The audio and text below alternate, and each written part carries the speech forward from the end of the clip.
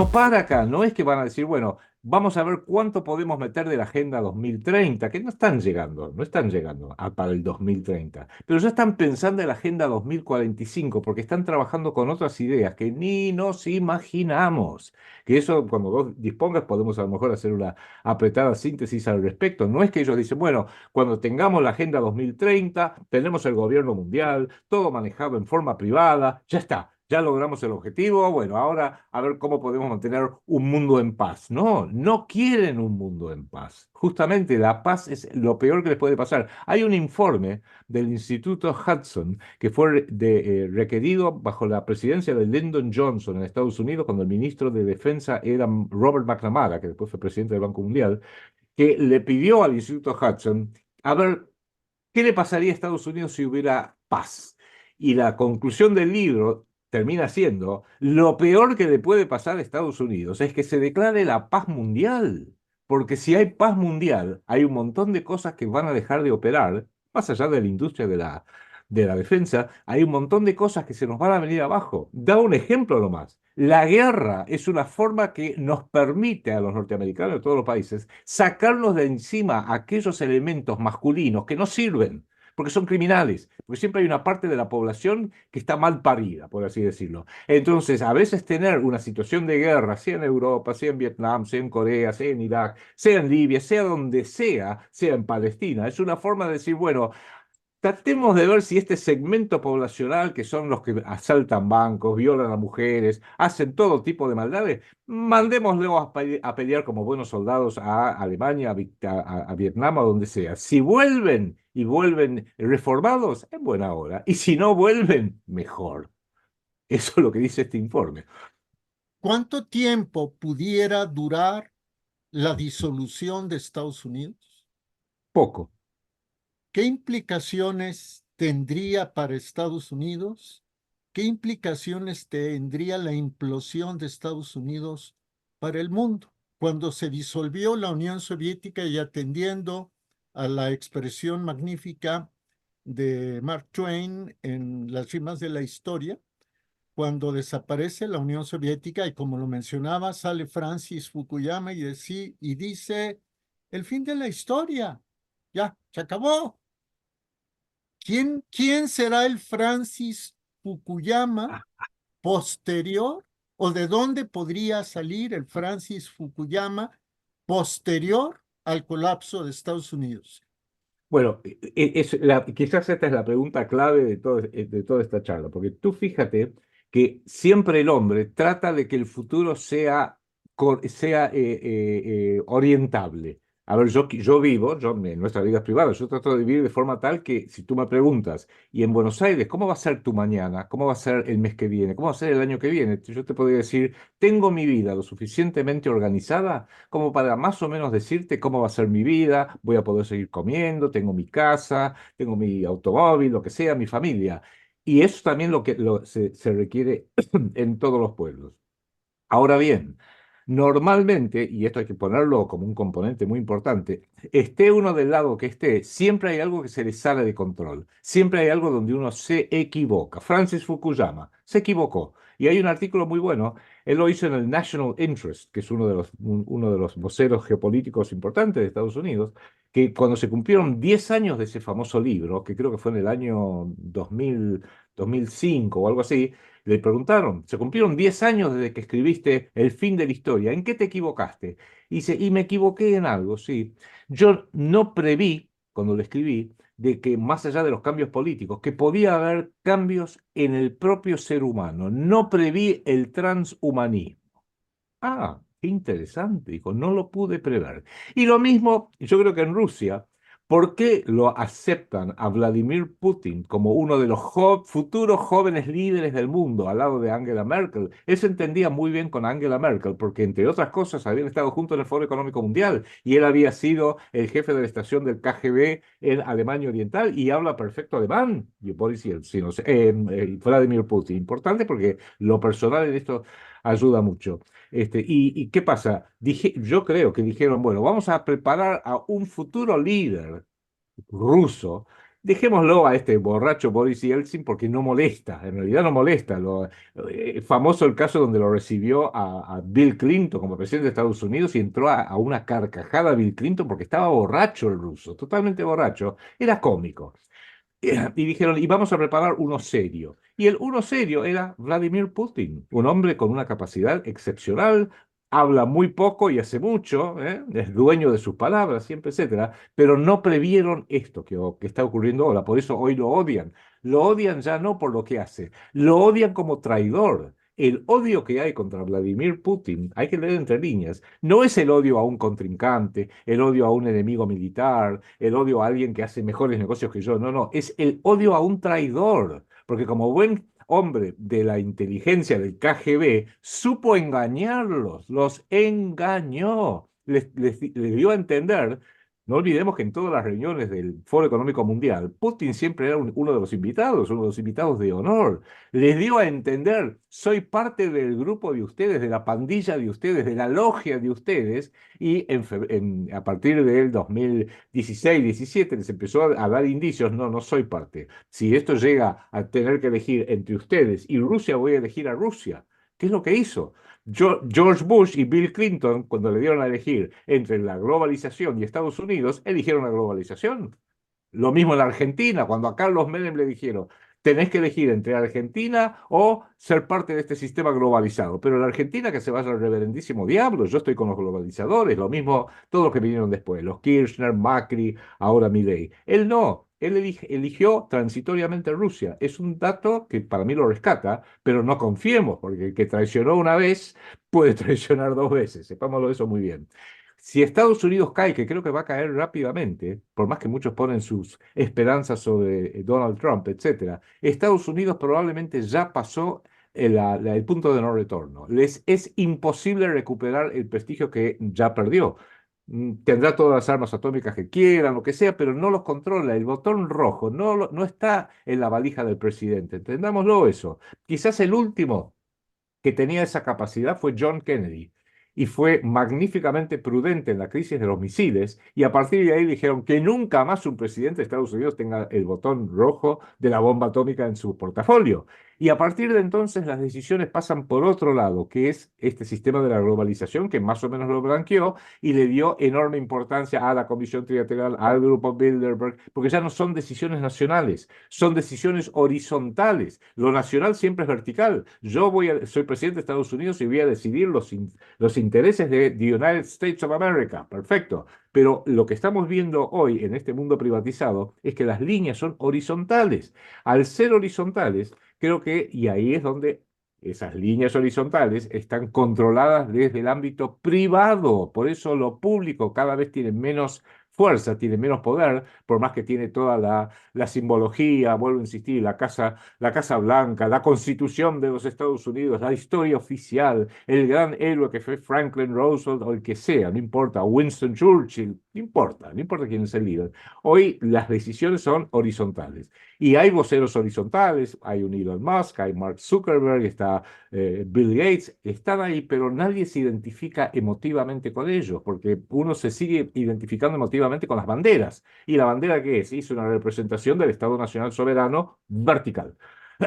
Cuando cae de Estados Unidos, yo creo que lo están llevando de forma tal que va a caer y ni nos vamos a dar cuenta. Probablemente ya haya caído, Jorge, ya dejó de ser lo que en algún momento fue, porque por eso se puede entender cómo es que un tipo como Joe Biden es presidente de Estados Unidos, una payasa, porque no hay otra palabra como la vicepresidente Kamala Harris, que estén a cargo de ese país, los senadores y diputados que son paupérrimamente dan vergüenza ajena. Y sin embargo, el país ahí está. Al contrario, el PBI sube, no entró en recesión porque está necesitamos que alguien nos administre la guerra en Ucrania para que siga existiendo, no siga dando guita, alimente al complejo industrial militar, pero no llegue a ser una guerra atómica, porque no quiero que me manden bombas atómicas sobre Nueva York y Chicago, por más que yo las pueda mandar sobre San Petersburgo y Moscú. Esa administración ya no es más pública, es privada. Por eso yo casi diría, y los medios son parte del problema, porque los medios nos llenan de titulares, ¿sabés lo que hizo el presidente de México? ¿Sabés lo que hizo el presidente de Argentina? ¿O el primer ministro británico? ¿O el presidente de los Estados Unidos? ¿O ahora viene Trump y va a cambiar todo? No va a cambiar nada. No va a cambiar nada.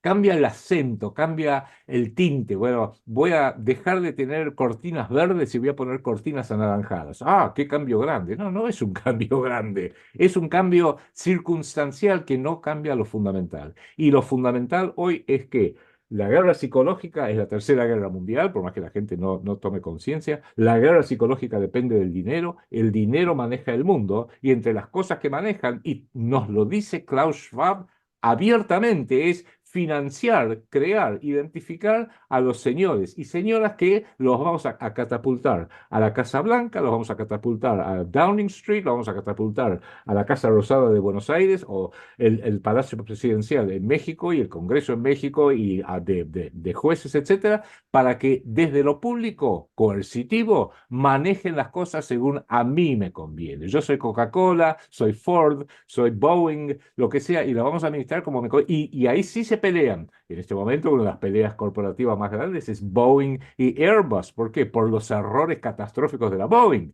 No viene al caso. Que se peleen, se agarran las trompadas. Y si uno tiene que morir, que muera, como murió la Ford Motor Company en su momento, desapareció. Las distintas empresas que han tenido que ir dejando su lugar a lo largo del tiempo. Entendido eso, yo creo que lo importante es empezar a verlo ya desde esta perspectiva más centrado, casi te diría, exclusivamente en lo privado, porque aunque mañana Estados Unidos se fraccionara, hay indicios de eso. Y California dijera, bueno, quiero formar parte de México. Y Montana dijera, yo quiero formar parte de Canadá. Y articularan las cosas para que así fuera. No cambiaría nada. En última instancia no cambiaría nada. Lo mismo aquí en Argentina, pero en México. Lo que sí hay que ver, qué es lo que están planificando, y ahí es donde me entra bastante temor, esta agenda famosa 2045, que todavía no está. Todavía no está, no hay un documento que sea la Agenda 2045, pero yo invito a los que quieran, y el que no lo encuentre, que me mande un correo electrónico. Si después pudieras poner mi correo electrónico, sería bueno, arsalgucci@gmail.com, porque yo acabo de subir un video en mi canal, que se llama Adrián Salvucci, fácil, este, que se llama Yuval Harari y el fin de la humanidad. Y elegí distintos trozos de Yuval Harari, que es este israelí gay, él mismo lo dice, con orgullo, presenta a su esposo como parte de su familia. Es un israelí gay, un intelecto muy bueno desde el punto de vista del intelectual, y es el filósofo y vocero del Foro Económico Mundial en general, más específicamente de Klaus Schwab. Y él mismo está preanunciando que la Agenda 2045, que no es de él, la Agenda 2045 formalmente la fundó un ruso, un joven ruso, Dmitry Iskov, que formó lo que él llama la Iniciativa Estratégica Social. Iniciativa Estratégica Social, que en forma coloquial dice que es la Agenda 2045. Porque a medida que seguimos trabajando sobre la Agenda 2030, que no es que llegue el 2030 y ya está, no, vamos a tener que seguir trabajando en el 2031, 2032, 2050, ¿por qué no? Si la Agenda 2030 hoy viene trabajando en la Agenda 21 del siglo de fines de los años 90. Pero ya queremos, o sea, a medida que uno va, es como el sol que va bajando de un lado y la luna que sale del otro. A medida que uno va terminando, claro, empieza el otro, y esa otra es la Agenda 2045, que es lo que dijo Francis Fukuyama en el 2005, que él, cuando hizo El fin de la historia, no lo supo prever, que era el fin de la raza humana. Pero no el fin porque la vamos a chicharrar a todo. No, no, no. El fin del Homo sapiens como entidad biológica predominante en el planeta Tierra. Y no es porque van a venir dinosaurios más inteligentes o vamos a ser reemplazados por seres humanos o extraterrestres más inteligentes como los Cromañón reemplazaron al Neandertal. No, es porque hoy se dispone de la tecnología necesaria para hacer entidades que van a ser parte humana, parte robótica. La película Yo Robot, la famosa, que se hizo una muy buena película de la novela de Isaac Asimov, da un ejemplo de eso. Y Harari medio alude un poco a eso, y la Agenda 2045 está aludiendo a eso, que tenemos que prepararnos para esa nueva etapa. Y Harari dice algo muy interesante. La élite ¿por qué alguien es élite, Jorge? No porque sea más inteligente que tú o que yo. La élite es porque tiene mucho más plata que tú y yo, porque pueden gastar en un segundo lo que tú y yo gastamos en una vida entera. Son cientos de miles de millones de trillones de dólares que ni podemos imaginar. Bueno, esa élite va a ir por un camino evolutivo distinto. Esa es la Agenda 2045, con lo cual hay que preparar el mundo para ellos. Y los demás, que somos estos useless eaters, como nos bautizó David Rockefeller, esa gente que come y no sirve para nada, que no servimos para nada, porque aún el hombre más pobre, el hombre más ignorante, más inculto, bueno, por lo menos sirve para barrerme la calle, para levantar la basura, para ir a pelear en una guerra, para hacer algo que nadie quiere hacer, que es sucio, lavar los platos, lo que sea. Pero para algo sirve. El problema es que hay 4.000 millones que no sirven para nada. Entonces sí tengo que ir manejando que a través de las guerras, la violencia en las calles, todo lo que ya conocemos, las enfermedades inoculadas, puedan ir muriéndose. Muriéndose para que no sean jubilados que después hay que pagar, sino. Y los otros 4.000 millones, bueno, tratemos de usarlos lo mejor que se pueda. Y cuando le preguntan a Yuval Harari, sí, pero a esa gente que barren nuestras calles y limpian nuestras casas, ¿cómo las mantenemos controladas? Y dice, muy simple, computer games, juegos de computación y drogas. Así nomás, que para colmo, juegos de computación y drogas generan dinero para alguien en alguna parte, que son los que manejan los juegos de computación y los que venden las drogas, porque en esto entran todos, el negocio ilícito y el ilícito. El hombre trabajador, un genio como Elon Musk, como Bill Gates o como Jeff Bezos, pero también el peor narcotraficante de Colombia, de México, de Argentina, de donde sea. Entendámoslo que lo están llevando hacia ese lado. Con la terrible conclusión que uno dice, bueno, pero entonces esto es un planeta satánico.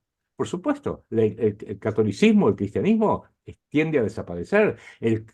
Las propias sectas protestantes hoy tienen mayormente una función política que en la parte de los evangélicos son los principales financistas y apoyadores del Estado de Israel en este momento. La gente se confunde, se cree que el sionismo internacional financia al Estado de Israel porque los judíos financian al Estado de Israel. No, los judíos son la parte más pequeña, los que más financian al Estado de Israel son los cristianos sionistas, los que creen, en su confusión, de que en definitiva el Mesías va a venir el día que los judíos vuelvan a estar en Israel y ahí se cumplen todas las profecías de Dios, Yahvé, etcétera, porque ahí viene el Mesías. Y los judíos dicen, sí, el Mesías está a punto de volver. Pero lo que ellos llaman el Mesías, que es el hombre que va a salvar al pueblo judío, es lo que los cristianos o los católicos al menos llamamos el anticristo. Entonces, todo esto hay que empezar a verlo porque ya salimos de lo científico, salimos de lo histórico y entramos en la ciencia, porque acá me refiero a un nombre que es el que sobresale enormemente, que fue Carl Gustav Jung, del inconsciente colectivo de las distintas etnias, de las distintas razas. A pesar de la democracia, lamento decirlo para muchos de los que están escuchando, todos los hombres no son iguales, no porque unos sean mejores que otros o por lo que sea, porque todos somos distintos. La diferencia entre un chino, ya que hablamos de los chinos, y un europeo, no es solamente que, bueno, la nariz no estará, la piel es de otro color, los ojos no los tengo así. Esa es la parte física, es la parte fácil, el color de la piel, todo eso. La parte difícil es que los hombres son distintos por su alma, por su sentido, por sus fuerzas anímicas, y por eso cada uno se va por un lado distinto. La música es un buen ejemplo, por eso la música china o la música árabe es casi indescifrable para un europeo. Por ejemplo, ¿por qué? Porque el inconsciente colectivo con el cual se ha ido formando a través de no una, dos o 10, miles de generaciones, nos llevó por caminos distintos. Y eso es lo que esta agenda 2045 creen que ellos van a poder copar, porque van a decir, no hay ningún problema, vamos a armar de forma tal que un cerebro humano, que ya el cuerpo está a punto de morirse, lo vamos a poder insertar en una figura robótica, de una robotología, de un progreso inimaginable, y ese señor va a poder seguir, ese cerebro va a poder seguir viviendo en el cuerpo de un robot, como en Yo Robot, y ya no se va a morir a los 90 años, se va a morir a los 9.000 años, o cuando todo el tiempo que podamos hacer durar ese robot y mejorarlo y hacer el progreso, etcétera. Esa es la evolución que pretenden para la raza humana. Y los demás que se mueran. Es más, no lo van a decir específicamente, que se mueran cuanto antes mejor, así no comen. Es terrible, esto ya es muy jorobado. Terrible, me quedé sin palabras. Déjame concluyo, si no tienes inconveniente y si me equivoco, Tú, por favor, corriges. La implosión de los Estados Unidos, o mejor dicho, la desintegración de los Estados Unidos no es de forma, sino de fondo. Claro, Así como Estados Unidos va a desintegrarse de fondo, así pasará con el resto de las naciones. Con Alemania lo experimentaron y hoy vemos con qué resultados lo han hecho, ¿no? No fue necesario el exterminio de la raza alemana, no fue necesario. así es. Luego, si eso va a pasar con Estados Unidos o pasa ya con Estados Unidos, puedo asegurar que pasa ya con México, probablemente pase ya con Argentina, no lo sé. Sí, Y sí, sí. así en círculos concéntricos a nivel continental y a nivel planetario. Luego, se van a mantener las banderas, se van a mantener las figuras de los estados-nación como fachada, y lo que viene es un segundo momento de las Naciones Unidas. Vuelvo a tomar lo que tú has explicado y que tomaste Mark Twain, de las rimas de la historia. En 1945, 46, 47, hasta llegar al 48, se pensó en la ONU como un instrumento de gobierno global, de gobierno mundial, controlado por las potencias ganadoras. Ahora, como la mayoría de las guerras siguen siendo por dinero, o si no es que todas, pues entonces vamos a crearle sucursales a las sucursales de la ONU. A ver, me explico. La ONU y tiene su sucursal en la Organización Mundial de la Salud. La ONU y la Organización Mundial de Comercio. La ONU y la Organización de Naciones Unidas para la Educación, la Ciencia y la Cultura, la UNESCO, etcétera. Bien, mantengamos la estructura burocrática, tú lo señalabas hace un rato, de la ONU, pero ahora descentralicemos, entre comillas, el poder vía los organismos subsidiarios de la OMC, de la OMS, etcétera. Y entonces, estados de forma, pero sin esencia, se avendrán perfectamente a una organización panamericana del comercio, organización paneuropea del comercio. A ver qué dicen los británicos. Bueno, sobre todo, yo supongo que los pobres británicos van a bailar al ritmo que les canta.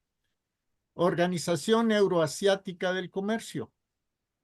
Y entonces los estados seguirán de nombre, seguirán de hecho, pero no en el derecho. Y por el otro lado, los seres humanos, unos serán mantenidos como elementos productivos, otros serán desechados mediante guerras, enfermedades, qué sé yo, y ni siquiera nos vamos a quedar en el transhumanismo, que fue lo que no previó Fukuyama. Francis Fukuyama, sino que iremos a un estadio superior donde el factor humano sea apenas el mínimo componente de un robot. ¿Te interpreté bien? ¿O me quedé Eh, largo o me quedé corto? ¿Qué pasó? yo con lo que acabas de decir coincido en gran medida porque por parte, en primer término, uno diría, uy, si desaparece Estados Unidos, ¿qué va a pasar? Desapareció en nuestras vidas el Imperio Británico. ¿Qué pasó? Nada. Desapareció el Imperio Español a lo largo de un poquito más, algunos siglos más. No pasó absolutamente nada. Por eso digo, la política y la historia es muy, muy dinámica. Un grupo pequeño anónimo masónico británico escribió un opúsculo que se llama Una propuesta para humillar al reino de España, que era su gran enemigo. Se juntan todas las logias en 1717 y forman la Gran Logia de Londres, instrumentan toda una estrategia centenaria para realmente diezmar al Imperio Español y lo lograron secuencialmente, pacíficamente, con guerras muy limitadas, muy pautadas. La guerra estadounidense-española fue una de las peores. Se dieron la independencia a países y a cada uno de esos países fue atacado. Se atacó a México y se le robó territorio. Se atacó a la Argentina y son dueños de las Islas Malvinas y de los reclamos sobre la Antártida. Y así sucesivamente. O sea, cuando uno entiende la dinámica de la historia, entiende esos procesos, porque también hay que entender en cada uno de esos procesos que pueden ser violentos, pueden ser de quedarse con territorio, con fuerzas militares de todo tipo, hay que entender que el propio que hace un ataque sobre una nación no quiere que se le descontrole, no quiere que la guerra de Malvinas se le descontrole. Cuando Margaret Thatcher vio que se le podía llegar a descontrolar, le dijo a Ronald Reagan, si los argentinos siguen por el camino que están siguiendo, estoy considerando lanzar una bomba atómica sobre la ciudad de Córdoba, que es la segunda ciudad más grande de Buenos Aires. Ronald Reagan, a través de Alexander Haig, le hizo llegar el mensaje a Leopoldo Fortunati Galtieri y le dijo, para un poco porque esto se puede llegar a poner muy feo. Ellos mismos tienen los instrumentos para ir llevándolo, aminorándolo, y saben que en la gradualidad que se desarrolla la historia es cuestión de que la guerra psicológica sobre las poblaciones propias y enemigas sea de forma tal que la gente termine aceptando. Argentina es un ejemplo clave. Perdimos una guerra, nos devastaron y todavía no hemos dado cuenta quién lo hizo, cómo lo hizo, ni por qué lo hizo, porque dijeron, en vez de mandarle a un mister que sea un comisión con Japón, le mando al general MacArthur y que se haga cargo de Japón. Bueno, le mando al nieto del general MacArthur y que se haga cargo de la República Argentina. No, dijeron, vamos a reclutar a tus propios elementos más traidores, más débiles, más oportunistas. Alfonsín, Menem, los Kirchner, Macri, De la Rúa, Milei, los vamos a reclutar.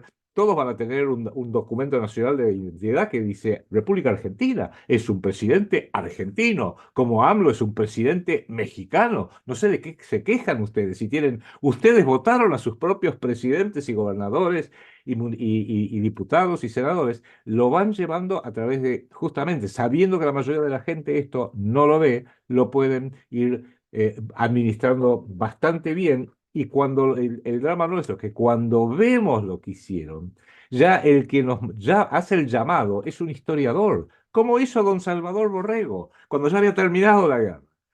Y en México dijo, bueno, yo les voy a dar la visión de alguien que no participó en esa guerra, mi país no estuvo en esa guerra, les quiero dar mi visión. A mí me influyó muchísimo la derrota mundial y otras obras de Salvador Borrego. Uno dice, ah, claro, ahora nos vemos. Pero claro, a veces los historiadores vienen tarde. Ahora me lo cuentan. Había que haberlo, hubiera sido bueno tener un Salvador Borrego contándolo en 1942 y en 1943 a todo el mundo. Pero bueno, así opera la historia, que también es un factor psicológico. Es como cuando uno choca con el auto. Tú chocas con el auto y después dices, ah. Ahora me doy cuenta, si hubiera frenado un poquito, si aquel semáforo que lo tomé cuando todavía estaba amarillo me hubiera parado ahí y hubiera esperado, por ser impaciente, mirá el lío que hice, rompí el auto, rompí los vidrios de adelante, lo que sea. Después, ex post, es fácil interpretar las cosas. Lo que pasa que justamente la gran genialidad del hombre es que cada vez es mejor previsor. Y cuanto mejor prevemos las cosas, mejor andan las cosas. Y yo siempre doy el siguiente ejemplo. Imagínate que el Titanic, esa hermosa y es un símbolo histórico, si el vigía que estaba en esa fría noche, sin luna llena, hubiera visto un poco mejor, le hubieran dado una linterna y hubiera sido un poco más atento y hubiera visto que a 600 metros, 700 metros había una mole de hielo enorme, todo tendría que haber dicho es, por favor, dile al timonel 3 grados a babor, hubiera pasado por un costado y nunca nos hubiéramos enterado de nada del Titanic, salvo cuando lo terminaran desguazando, después de la Segunda Guerra Mundial seguramente. Pero cuando se dio cuenta que esto se le venía encima, era muy tarde. Era muy tarde, se llevó por delante. Y eso es lo que tenemos que hacer, porque en este momento la humanidad es un gigantesco Titanic Y vale el símbolo, porque los vigías que debieran prever no están previendo. Y el grueso del pasaje, ¿qué está haciendo? Está bailando, escuchando buena música, tomando champán, pasándola bien. Y cuando sintió un pequeño movimiento, el capitán se dio cuenta, Smith, que algo anda mal. El primer oficial también, pero la mayoría de los pasajeros, como tú y yo, diríamos, será normal en un barco así que de vez en cuando se mueve un poquito. Ese es el drama nuestro. Tomemos conciencia que estamos en el Titanic en un sentido muy simbólico y empecemos a obrar cómo obraría cualquier hombre, mujer inteligente para evitar que lo aparentemente inevitable termine no ocurriendo. Y lo de Estados Unidos va a ser un buen ejemplo. Lo que pasa que, y esto es jorobado, querido Jorge, cada vez las cosas son más rápidas, cada vez la información que tenemos que procesar es más, y llega un momento donde el cerebro explota. Por eso, y esto lo dijo en una reunión, Elon Musk, que ya le ha autorizado la FDA, la Administración de Alimentos y Comidas de Estados Unidos, que empiece a experimentar poniendo un chip, no tengo idea cómo es, muy pequeño, que va a actuar de interfase entre el cerebro humano y la Internet para que en determinado momento, ¿cuándo nació AMLO? Ay, no me acuerdo, espera, voy a pensar un poquito y mi cerebro se va a conectar con la internet y va a tener información automáticamente. Te lo presentan así, al igual que la inteligencia artificial, al igual que la robótica. Mirá qué cosas lindas, mirá qué bien. Y en realidad es lo satánico que se le está dando su lugar aquí en el planeta Tierra. Quizás lo satánico sepa que no puede hacerlo en forma directa por la vía biológica, por eso creó algunos entes biológicos como nosotros que tienen un cerebro hiperdesarrollado en una mala dirección para que diseñe la nanotecnología necesaria para que lo que el hombre no puede hacer con su base biológica, sí lo puede hacer un artefacto inventado por el hombre, que es la nanotecnología, las computadoras, la internet, la robótica y cuantas cosas más que todavía faltan por venir. Muchísimas gracias, querido Adrián. Un servidor se queda con, de entre tanto conocimiento que nos has dado, me quedo con la última figura y la comparto con el público que amablemente nos ha seguido en esta serie. La grabamos de un jalón, pero la dividimos en varias partes para que la edición sea más sencilla y ustedes tengan acceso más rápido a la información. Seamos vigías atentos. Seamos verdaderos vigías de nuestra propia existencia y seamos vigías para el bien de quienes están bajo nuestro cuidado, bajo nuestro encargo, bajo nuestra responsabilidad. Seamos vigías atentos. Querido Adrián, ojalá y más o menos pronto te volvamos a molestar, te vuelva a tu servidor a molestar. Yo, Jorge, sabes que estoy a tu total disposición. Esto ha sido una charla realmente sumamente agradable para mí porque ayuda a un poco a ventilar y a desarrollar, a ordenar las ideas. Y solo me permitiría agregar algo para que haya una voz o un mensaje positivo. Lo que el hombre tiene y los robots no tienen, y los que fabrican los robots no tienen, y los dueños de todas las finanzas no tienen, es que sabemos que tenemos un alma que se conecta con el espíritu, en el caso nuestro, países católicos, llamémoslo el cristianismo, nuestro Señor Jesucristo y el equilibrio magnífico con la Virgen María, sabemos que eso, que uno lo diría así y un no creyente diría, esto es religión, esto es hocus pocus, esto es magia. No, no, no, no. Eso es lo que nos conecta con las fuerzas básicas del universo, porque somos criaturas chiquitas, por más que inventemos unas máquinas fantásticas, lo que sabe cada hombre, cada civilización, es una parte chiquitita, chiquitita, chiquitita. Y cuando conectamos con esas fuerzas cósmicas de Dios, a partir de ahí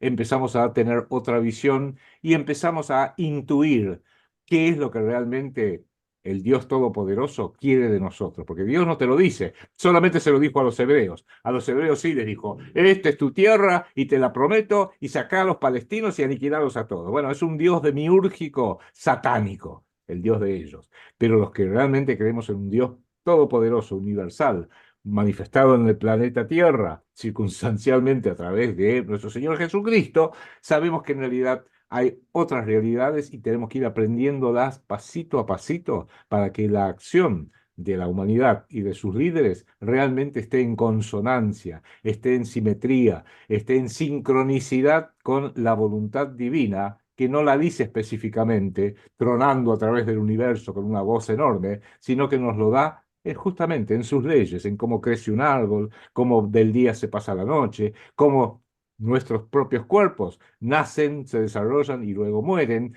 todo lo que son las leyes naturales. Todo dentro de la ley natural va a andar bien y todo lo que la contradiga va a andar muy mal. Por eso creo que, bueno, evidentemente estamos en un ciclo final donde el propio Todopoderoso ya está bastante cansado de nosotros y quizás pase una guadaña y pase una escoba y no hay que verlo como algo negativo, sino que es como cuando caen las hojas de un árbol y uno dice, uy, se quedó sin hojas. Aguanta un tiempo y en la primavera van a volver las hojas. Sí, por supuesto. Lo comentaba un servidor con un sacerdote que oficia en latín. Tu servidor le decía, padre, da miedo, pero bueno, tenemos, por gracia de Dios, conocemos tres virtudes teologales, la fe, la esperanza y la caridad. Sí, señor. Mantener la fe es mantener nuestra libertad, porque finalmente lo que esclaviza es el pecado, es la mentira, es la ausencia de bien. Y en estos tiempos tan revueltos, es probable que efectivamente estemos ya en el tramo final, pero aquí apelar a la esperanza, porque el triunfo será de Él y de su Santísima Madre, Sí, señor. ¿verdad? Así Adrián, es. Así es. gracias, Amén. gracias. Gracias y a tu disposición y un gran saludo a toda la audiencia del programa. Muchísimas gracias. Para usted que amablemente nos ha seguido en esta serie de entrevistas con el maestro Adrián Salvucci, nuestra gratitud. Por favor, si puede, difunda este video, compártalo, coméntelo, porque efectivamente estamos dotados, lo dice el maestro Salvucci, de alma que conecta con el espíritu y el espíritu conecta con la razón y toda esa es nuestra esencia humana. Estamos hechos a imagen y semejanza de Dios. Adrián, te mando un abrazo. Lo mismo digo, muchas gracias. Un abrazo para todos. Hasta la próxima.